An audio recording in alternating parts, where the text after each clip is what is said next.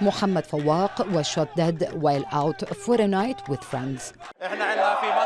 We have an area in the village called the Water Springs area where young people go and sit at night. They were surprised last night by the settlers who opened fire on them, resulting in the martyrdom of my nephew. It happened near Ramallah in the occupied West Bank. Israeli settler attacks have increased alongside the army crackdown across the territory since the October 7 Hamas raid.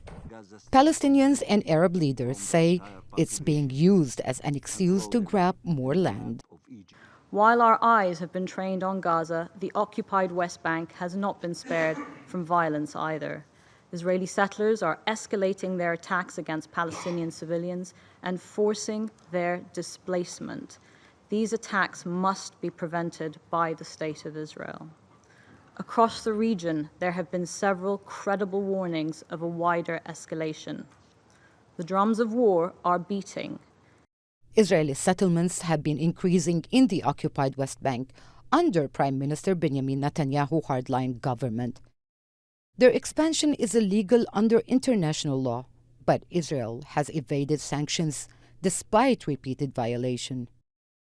We urge Israeli authorities to ensure that Israeli security forces refrain from the use of live ammunition except as a last resort to address an imminent threat to life or serious injury.